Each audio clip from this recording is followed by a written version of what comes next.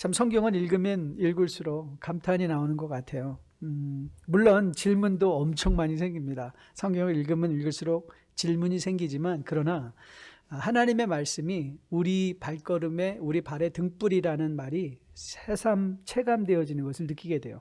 우리가 처한 삶의 여러 가지 각기 다른 형편에도 불구하고 하나님은 그때마다 말씀을 통해서 적절하게 우리를 인도해 가시는 하나님인 것을 볼 수 있기 때문에 그렇습니다. 지난주에 제가 구약 성경 읽기를 하다가 만난 전도서 7장 14절 말씀입니다. 전도서 7장 14절 우리 같이 한번 읽어보도록 하겠습니다. 같이 읽습니다. 시작. 형통한 날에는 기뻐하고 곤고한 날에는 되돌아보아라. 이 두 가지를 하나님이 병행하게 하사 사람이 그의 장래일을 능히 헤아려 알지 못하게 하셨느니라. 전도서 기자뿐만 아니라 이사야 선지자도 비슷한 말을 합니다. 앞으로 여러분이 보실 터인데요. 45장 7절 말씀 보면 이런 말씀이 등장해요. 나는 빛도 짓고 어둠도 창조하며 나는 평안도 짓고 환난도 창조하나니 나는 여호와라. 이 모든 일들을 행하는 자들이라. 오늘 이 말씀들이 우리에게 교훈하는 것이 무엇인가 하면 우리가 몸담고 살아가는 세상의 현실은 형통과 고난, 빛과 어둠, 평안과 환난이 교차하며 병행하는 곳이 세상이라는 것이에요. 사실 우리가 지금 계속해서 보고 있는 사도행전도 다르지 않습니다. 사도행전의 내용을 보는 것도 중요하지만 사도행전의 structure, pattern, 어떤 일들이 반복되고 있는가 구조적인 차원에서 보는 것도 매우 중요한데요. 여러분 기억하시는 대로 사도행전 2장에서 강력한 성령의 임재로 말미암아 천국과 같은 교회가 시작된 거 기억하십니까? 그걸 형통이라고 생각한다면 5장에 들어가면 이 형통함이 계속 지속되는 것이 아니라 아나니아 삽비라 믿음의 위선으로 말미암아 교회가 분열되고 갈라지는 것을 여러분은 보셨을 거예요. 치부가 드러났죠. 그게 고난 아닙니까? 그런데 중요한 건 뭐냐면 이 두 가지가 병행했는데 천국과 같은 형통함이 있었는데 믿음의 위선으로 인한 고난이 생겼어요. 그런데 하나님의 일은 멈추지 않습니다. 사도행전 5장 14절인데요. 믿고 주께로 나오는 자가 더 많으니, 이게 어떤 사건이냐면 아나니아 삽비라 믿음의 위선 사건 이후에 믿고 주께 나오는 자가 더 많으니 남녀의 큰 무리들이 하나님의 나라로 더 동참하게 되었다고 적고 있어요.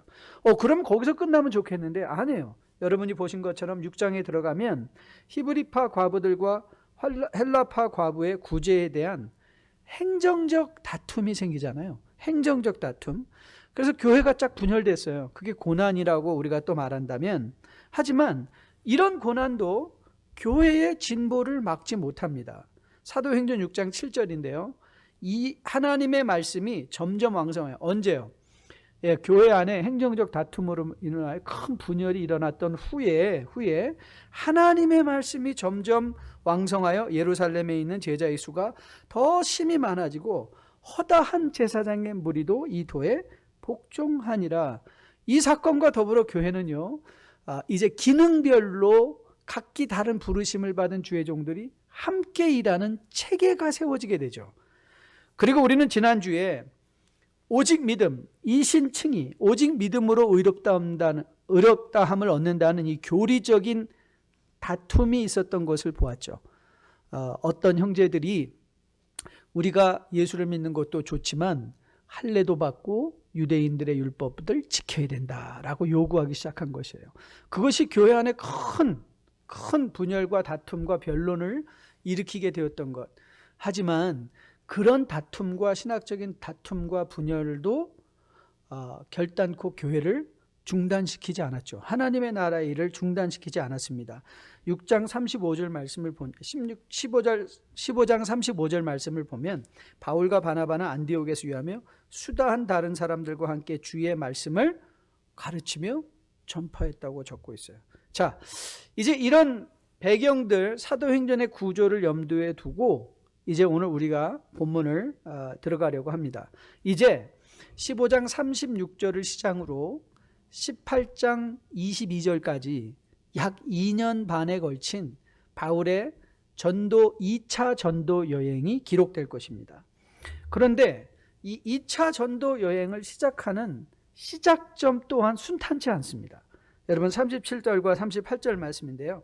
바나바는 마가라 하는 요한도 데리고 가고자 하나 바울은 밤빌리아에서 자기들을 떠나 함께 일하러 가지 아니한 자를 데리고 가는 것이 옳지 않다요. 서로 심히 다투어 피차 갈라서니 바나바는 마가를 데리고 배 타고 구브로로 가고 바울은 실라를 택하여 이제 길리기아 쪽으로 가는 것을 보게 됩니다. 여러분에게 진즉에 말씀드린 대로 오늘 누가가 사용한 피차 갈라섰다라고 하는 말은 굉장히 감정적으로 격한 단어라고 말씀을 드렸어요. 그래서 다시는 얼굴을 보지 않을 것처럼 등 돌리고 갈라섰던 것을 의미한다고 말씀드렸죠. 2차 전도 여행을 앞두고 관계적 다툼이 일어난 거예요. 관계적 다툼. 바울과 바나바 사이에 relational conflict. 이 관계적 다툼이 일어난 것이죠. 다시 전도서 7장 14절 말씀을 상기받아 볼까요? 같이 읽습니다. 시작. 형통한 날에는 기뻐하고 곤고한 날에는 되돌아보아라. 이 두 가지를 하나님이 병행하게 하사 사람이 그의 장래일을 능히 헤아려 알지 못하게 하셨느니라. 자, 이 하나님 일꾼들 가운데 이 사역에 대한 다른 견해, different perspectives, 다른 견해들 때문에 이 관계적 다툼이 일어난 것이죠. 바나바는 그의 이름에 걸맞게 길맞게 위로자요 격려자 아닙니까? 비록 마가가 실패했지만 사역 하나님의 일이 그를 만들 것이다. 마가에게 세컨드 찬스를 주자라는 것이 바나바였고, 바울은 하나님의 일이 얼마나 엄중한 것이냐, 준비되지 않은 자를 우리는 데려갈 수 없다라고 하면서 그것을 화해하지 못하고 절충하지 못하고 급기야는 피차 싸우며 등 돌리고 갈라서는 자리까지 이제 나간 것이죠. 자, 이제 이런 본문의 진행 과정을 염두에 두고 이제 우리가 이 질문을 던져야 되는 거예요. 도대체 그러면 오늘 이 사도행전 15장의 이 사건이 코로나 바이러스 이후를 살아가는 여러분과 저에게는 무슨 의미가 있는가 말이에요.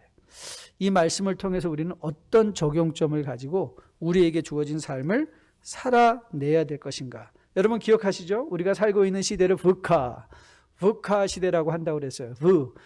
V는 volatile, 너무 유동적이고요.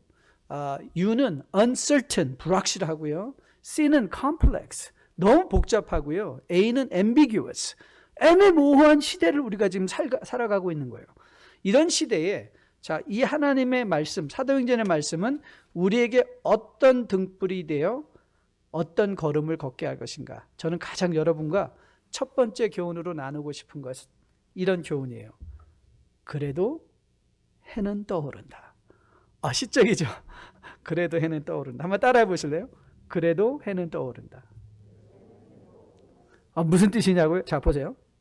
40절 말씀 보니까 바울을 실라를 택한 후에 형제들에게 주의 은혜에 부탁함을 받고 수리기아와 길리기아로 다니며 교회들을 견고하게 했다. 여러분, 이런 관계적인 다툼에도 불구하고 복음이 전해져야만 하는 하나님의 일은 멈추지 않는다는 거예요. 하나님의 일은 멈추지 않아요.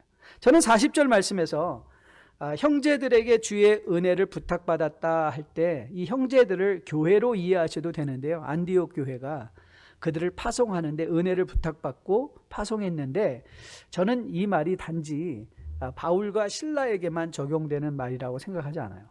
바나바와 마가에게도 안디옥 교회 교우들은 주의 은혜를 부탁하고 그들을 파송했을 거라고 저는 확실하게 믿습니다. 왜 그랬을까요? 그들은 알았죠. 세상에 있는 성도 교회는 형통과 고난을 병행해서 지나간다는 거예요. 이게 이상한 일이 아닌 거예요. 이상한 일이 아닌 거예요. 일꾼들이 부족해 보여도 하나님의 일은 중단되지 않는 거예요. 여러분이 사도행전을 통해서 읽어내야 되는 가장 중요한 교훈 중에 하나를 대라면, 아무리 교회 안에 믿음의 위선이 있다 할지라도, 행정적으로 다툼이 있다 할지라도, 교리적으로 다툼이 있다 할지라도, 지도자들 가운데 다툼이 있다 할지라도 God works never stop. 하나님의 일은 결단코 중단되지 않는 것이죠. 그리고 이 교훈이 여러분의 개인의 삶에 시사하는 바가 뭔지 아세요? 여러분이 고난에 들어가도, 여러분이 혹 세상에서 실패해도 여러분 안에 시작한 그리스도의 선한 일, 착한 일은 never stop. 중단하지 않는다는 거예요. 그게 성경이 말하고 싶은 메시지예요. 맞습니다. 오늘 지금 이 시간에 고난의 환난의 밤을 지나가는 분이 계실 거예요. 그러나 여러분 기대하십시오. 그래도 해는 떠오를 것입니다. 그래도 해는 떠오를 거예요. 그리고 그 고난과 형통, 밤과 낮이 여러분 안에 합력하여 선을 이루어가며 우리가 궁극적으로 도달해야 되는 거기, 그날까지 우리를 인도해 갈 거예요. 그날, 거기가 어떤 날이냐고요? 이사야 66장에서 이사야는 우리로 하여금 그날을 이렇게 꿈꾸게 합니다. 이사야 66장 10절 말씀인데요. 예루살렘을 사랑하는 자들이여 다 그 성읍과 함께 기뻐하라. 다 그 성읍과 함께 즐거워하라. 그 성을 위하여 슬퍼하는 자들이여 다 그 성의 기쁨으로 말미암아 그 성과 함께 기뻐하라. 너희가 젖을 빠는 것 같이 위로하는 품에서 만족하겠고 젖을 넉넉히 빤 것 같이 그 영광의 풍성함으로 말미암아 즐거워하리라. 여호와께서 이와 같이 말씀하시되 보라, 내가 그에게 평강을 한같이 그에게 문나라의 영광을 넘치는 신의 같이 주리니 너희가 그 성읍의 젖을 빨며 너희가 옆에 안기며 그 무릎에서 놀 것이다. 저와 여러분이 오늘 기억할 교훈이 뭐냐고요? 네, 하나님은 우리 인생에 고난과 형통함, 환난, 평안과 고난, 다툼, 밤과 낮, 이 모든 것을 합력하여 자, 그러면 오늘이 끝이 아니라면 우리는 어떤 삶을 살아야 되는가? 자, 두 번째 교훈. 그래도 해는 떠오르는데요. 자, 해가 떠오르면 뭐 해야 돼요? 내가 마땅히 해야 할 일을 하는 거예요. 내가 마땅히 해야 할 일. 자, 오늘 보십시오. 바나바와 바울은 헤어졌습니다. 피차 감정의 격함 가운데 심히 다투고 갈라섰습니다. 그런데 그들이 그 갈라섬으로 인하여 복음 전하는 일을 포기하지 않습니다. 그렇죠. 우리가 37절부터 확인하는 사실이죠. 바나바는 마가라 하는 요한도 데리고 가고자 하나 바울은 밤빌리아에서 자기를 떠나 함께 일하러 가지 아니한 자를 데리고 가는 것이 옳지 않다 하여 서로 심히 다투어 피차 갈라서니 바나바는 마가를 데리고 배 타고 구브로로 가고 바울은 실라를 택한 후에 형제들에게 주의 은혜에 부탁함을 받고 떠나 수리아와 길리기아로 다니며 교회들을 견고하게 했다. 여러분, 바나바와 마가는 오케이, 이제 찢어. 바나바와 바울은 그래, 이제 다 됐다, 내 이럴 줄 알았어, 포기해버리자 라고 하지 않습니다. 바나바는 마가를 데리고 자기 길을 갑니다.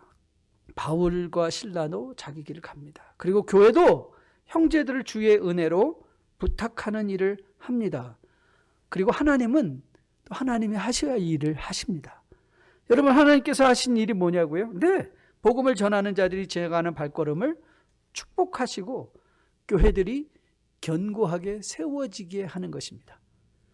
여러분, 우리가 이런 불확실한 uncertain, complex, ambiguous, volatile 이런 시대를 살아가면서 우리가 가장 경계하는 것 중에 하나가 뭐냐면 극단적인 반응, extreme response를 경계하는 것입니다.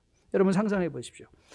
하나님의 일을 하는데 이게 뭐냐며 바울과 바나바가 믿음 그 자체까지 포기했다고 말입니다.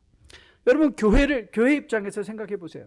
교회가 아니 이게 우리가 지도자야? 겨우 이런 일 갖고 싸우다니. 아니 이런 사람들을 어떻게 믿고? 내일부터 교회 해산, 우리 끝. 아닙니다. 포기하지 않습니다. 너희들 그것밖에 안 됐니? 너희들 내쳐버리고 내가 새 사람을 정할 거야. 하나님 그렇게 하지 아니하십니다. 여러분, 하나님은요, 하나님의 일을 하십니다. 그리고 여러분이 기억할 게 뭔지 아세요? 우리는 실패해도 하나님은 실패하지 아니하신 분이세요. 여러분, 성경을 읽으면서 읽는 교훈이 뭐예요? 여러분, 성경이 우리에게 뭘 말하고 싶다고 말씀드렸죠? 하나님이 어떻게 일하신가? 하나님은 누구신가? 여러분, 구약이 우리에게 증거하는 게 뭐예요? 구약이 증거하는 교훈 중에 하나가 그렇게 철저하게 사람들은 실패해도 하나님은 실패하지 아니하신다. 그리스도를 통하여 그의 구원을 반드시 이뤄내신다. 여러분, 이렇듯 바울과 바나바, 안디옥 교회가 비록 그들이 관계적인 다툼 속에 마음에 큰 상함이 있었을지라도 그들이 부르심을 받은 그 복음 전파의 삶을 마땅히 살아낼 수 있었던 이유는 어디에 있는가? 저는 이 사실을 그들이 기억했던 것 같아요. 인간의 실수, 인간의 실패에도 멈추지 않는 하나님. 여러분과 저도 마찬가지입니다. 우리도 어려운 일을 당합니다. 관계적인 어려운 일을 당합니다. 부부의 관계에도 어려운 일이 있습니다. 다툼을 경험합니다. 그런데 여러분, 우리가 아무리 부부간에 어려운 일을 당하고 다툼이 있다 할지라도 부부이기를 포기하면 안 됩니다. 그때에도 아내는 아내의 역할을 해야 되고 남편은 남편의 역할을 하는 거예요. 부부가 싸우기 때문에 여러분들이 부모된 책임을 포기해서는 안 됩니다. 부부가 아무리 싸워도 우리는 아버지여야 하고 그리고 어머니여야만 하는 거예요.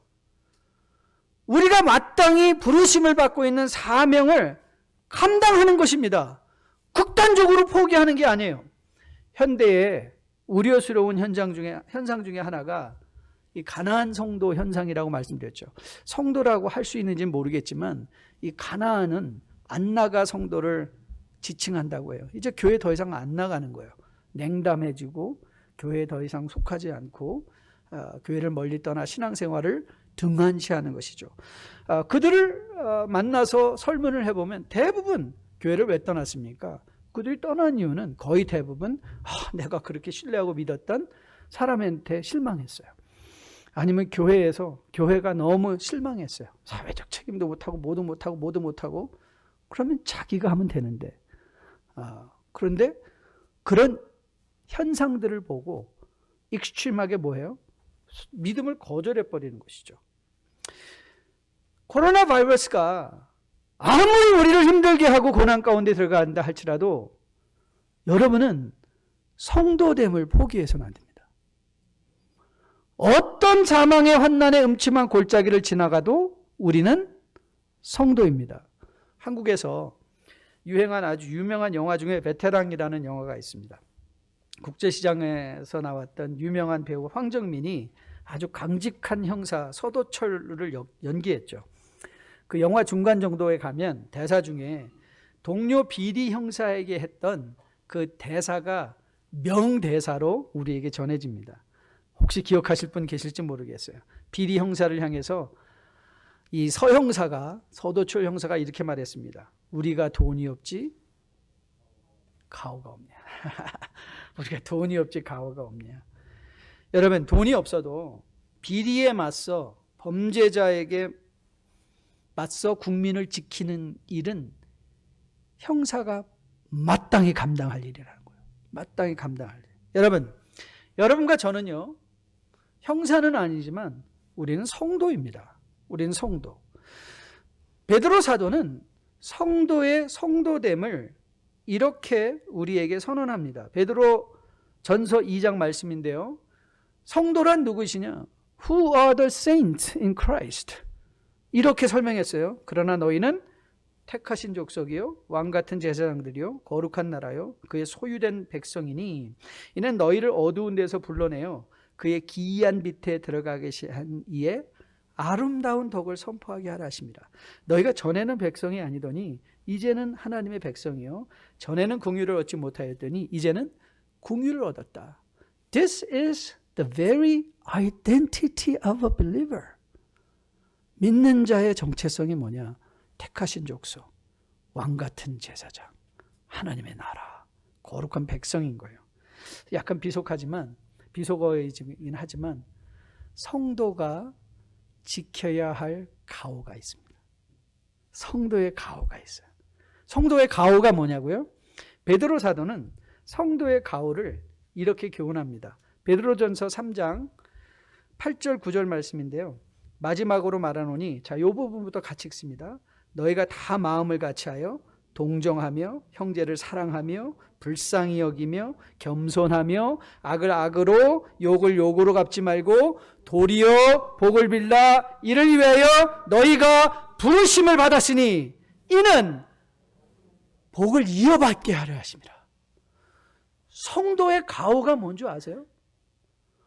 복을 이어받게 하는 거예요. 나만 복 받는 게 아니라 서로에게, 이웃들에게 복을 이어받게 하는데, 동정하며 불쌍히 여기며 겸손하며 악에 대해서 악으로 욕에 대해서 욕이 아니라 오히려 복을 빌어줌으로 말미암아 우리를 통하여 이 세상에 복이 전해질 수 있도록.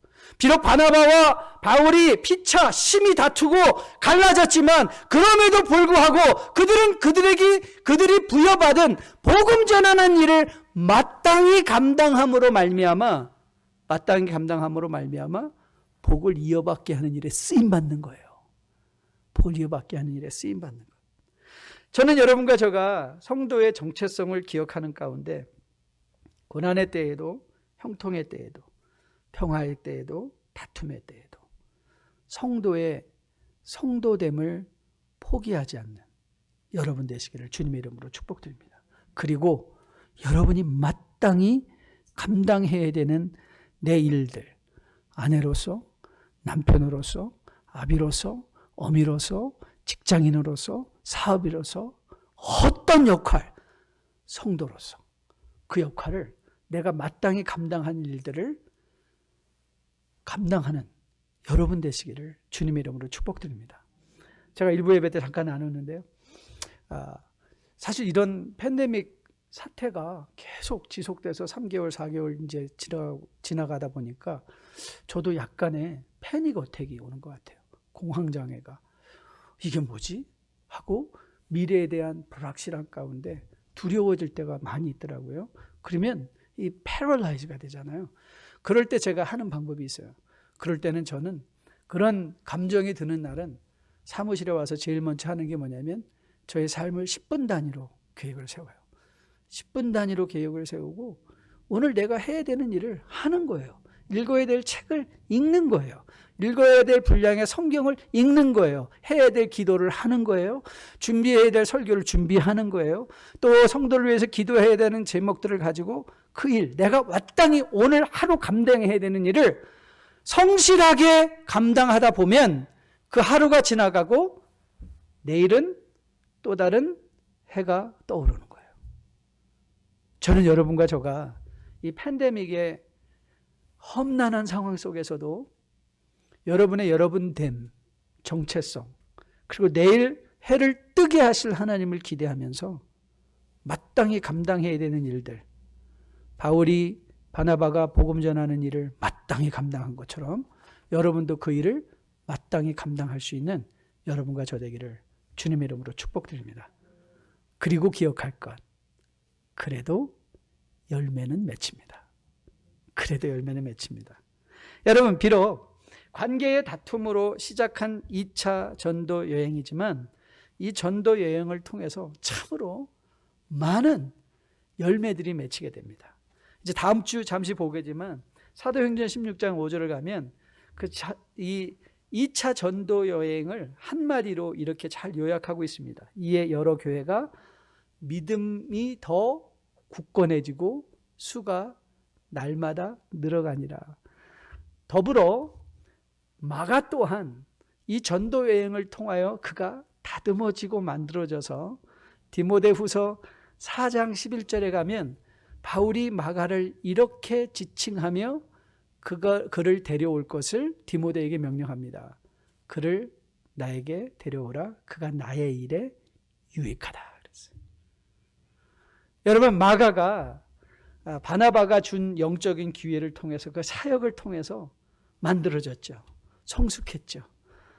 바울의 일이 뭐였을까? 나의 일이 뭐였을까? 내가 복음 전하는 일 외에 다른 어떤 것에도 바울은 마음 쓴 적이 없어요. 마가가 복음 전하는 일에 유익하게 됐죠. 마가가 어느 정도 유익했냐면 마가 복음까지 쓰게 됐죠. 예수 그리스도의 행적을 우리로 하여금 알게 하는 그런 성숙한 데까지 날아가는 것. 여러분, 성도가 성도의 매일의 삶을 살아내는 것은 마치 씨를 뿌리는 것과 같습니다. 씨를 뿌리는 것과 같아요. 여러분, 생명이 있는 씨앗은 비록 땅에 뿌려졌을 때 당장 보이지는 않는 것 같지만 생명은 결국 열매를 맺게 하죠. 그래서 야고보 장로가 이렇게 교훈합니다. 그러므로 형제들아, 주께서 강림하시기까지 길이 참으라. 보라, 농부가 땅에서 나는 귀한 열매를 바라고 길이 참아 이른 비와 늦은 비를 기다리나니. 자, 8절은 같이 읽습니다. 너희도 길이 참고 마음을 굳건하게 하라. 주의 강림이 가까우니라. 시편 126편에서 시인은 이렇게 노래합니다. 5절과 6절인데요. 같이 한번 읽어볼까요? 눈물을 흘리며 씨를 뿌리는 자는 기쁨으로 거두리로다. 울며 씨를 뿌리러 나가는 자는 반드시 기쁨으로 그 곡식단을 가지고 돌아오리라. 여러분, 눈물을 흘리며 씨를 뿌린다는 그 장면을 영상해 보세요. 어쩌면 여러분과 저가 지나고 있는 오늘의 삶일 거예요. 우리의 눈에 눈물이 끊이지가 않아요.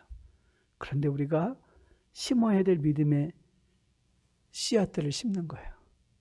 우리가 감당해야 된 동정, 불쌍히 여김, 사랑, 악의 악이 아니라 오히려 그들에게 복을 빌어주는 이 일을 마땅히 믿음의 어미로서 어미의 역할을 살아내고, 믿음의 남편으로서 남편의 역할을 감당하고, 아비의 역할을 감당하고, 오늘 비록 우리의 눈에 눈물이 끊이지 않는다 할지라도 우리가 씨를 뿌리면 하나님은 약속해 주시죠. 하나님은 결단코 당신의 착한 일을 중단하지 아니하시기 때문에 기쁨으로 단을 거두게 하신다는 거예요. 그래서 우리가 다시 한번 격려받는 이 우리의 맨 끝의 그림입니다. 계시록 21장 말씀이죠. 계시록 21장. 또 내가 새 하늘과 새 땅을 보니 처음 하늘과 처음 땅이 없어졌고 바다도 다시 있지 않더라. 또 내가 봄에 거룩한 성 새 예루살렘이 하나님께로부터 하늘에서 내려오니 그 준비한 것이 신부가 남편을 위하여 단장한 것 같더라. 내가 들으니 보좌에서 큰 음성이 나서 이르되 보라, 하나님의 장막이 사람들과 함께 있음에 하나님이 그들과 함께 계시리니 그들은 하나님의 백성이 되고 하나님은 친히 그들과 함께 계셔서. 4절 같이 읽습니다. 모든 눈물을 그 눈에서 닦아주시니 다시는 사망이 없고 애통하는 것이나 곡하는 것이나 아픈 것이 다시 있지 아니하리니 처음 것들이 다 지나갔음이라. 여러분, 계시록 21장의 약속은 단지 먼 미래의 약속만이 아닙니다. 내일 여러분이 맞이할 하늘은 오늘의 하늘이 아닙니다. 그 하늘은 새 하늘일 것입니다.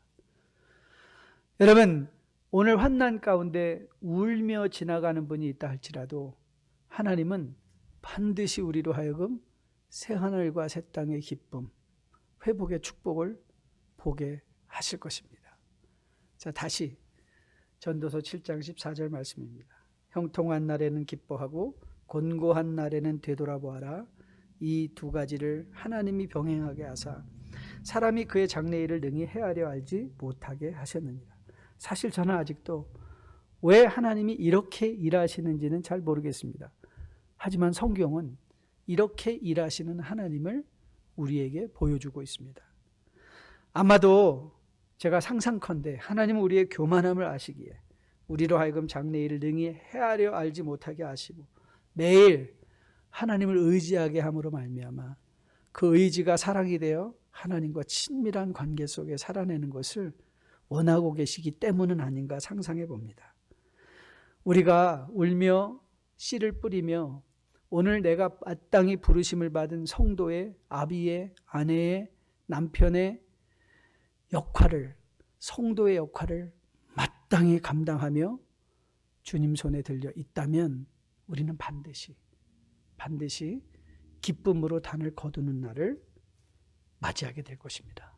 그래서 히브리서 기자는 우리에게 이렇게 선언합니다. 히브리서 12장 1절 2절 말씀입니다. 이러므로 우리의 구름과 같이 둘러싼 허다한 증인들이 있으니 모든 무거운 것과 얽매이기 쉬운 죄를 벗어버리고 인내로서 우리 앞에 당한 경주를 하며, 자 2절은 같이 있습니다. 믿음의 주요 또 온전하게 하시는 이인 예수를 바라보자. 그는 그 앞에 있는 기쁨을 위하여 십자가를 참으사 부끄러움을 개의치 아니하시더니 하나님 보좌 우편에 앉으셨느니라. 오늘 사도행전이 하고 싶은 말이 바로 이 말입니다. 예수를 바라보자. 예수를 바라보자. 저는 여러분과 저가 이 예수님을 바라볼 수 있게 되기를 주님의 이름으로 축복드립니다. 성경의 모든 인물들, 성경의 모든 사건들은 궁극적으로 우리를 하여금 예수를 보게 하는 것이죠. 그래서 우리가 환난에 처해 있을 때도 환난 가운데 주눅들지 않고 성도의 가오를 잃어버리지 않고 오히려 기뻐하며 마땅히 내가 살아야 될 삶을 살아낼 수 있는 것, 마땅히 내가 감당해야 할 남편의, 아내의, 아비의, 어미의 사업주로서 아니면 직장인으로서의 그 역할을 충실할 수 있는 이유, 그것은 하나님께서 울며 씨를 뿌리는 자를 축복하시고 반드시 그것을 기쁨으로 거두게 하시는 하나님의 일하심 때문인 것으로 믿습니다. 저는 여러분이 이 교훈을 꼭 마음에 받고 돌아갈 수 있는 여러분과 저 되기를 주님의 이름으로 축복드립니다. 우리 다 같이 일어나서 마지막 찬양하려고 하는데요. 마지막 찬양은 찬송가 내 평생에 가는 길. 순탄하여 늘 잔잔한 강 같든지 큰 풍파로 무섭고 어렵든지 나의 영혼은 늘 편하다. 주를 위하여 헌신하고 주를 위하여 희생했던 이 찬송가의 저자가 앞서 영국으로 떠난 가족들 가운데 배가 침몰해서 딸들은 다 물에 빠져 익사하고 아내만 남았을 때 그 아내를 만나기 위하여 배를 타고 그 대서양을 지나가며 그 마음에 일끌어오는 분노와 좌절과 절망의 순간들이 바로 그 지역을 딸들이 탔던 배가 지나갔던 곳 지나갈 때 마음에 평안이 왔어요. 왜 평안이 왔을까요? 하나님은 일하시고 계시기 때문에. 사랑하는 성도 여러분, 화면으로 오늘 현장에 모인 여러분, 얼마나 많은 힘든 일들이 있습니까? 그럼에도 불구하고 우리가 성도됨을 포기하지 말아야 될 이유는 하나님이 여러분과 함께하고 계시기 때문입니다. 어두울 때도 하나님이 계시고요, 낮에도 하나님이 계시고, 우리가 형통할 때도 하나님이 계시고요, 우리가 환난을 당할 때도 하나님은 거기 계십니다. 마치 바울과 바나바와 함께 해주셨던 그 하나님, 바로 오늘 우리와 함께 하시는 그 하나님입니다. 저는 오늘 이 찬송이 여러분과 저에게 신앙의 고백이 되어 우리의 심령을 교훈하고 그리고 예수 그리스도를 다시 바라보게 하는 권면이 되었으면 참 좋겠습니다.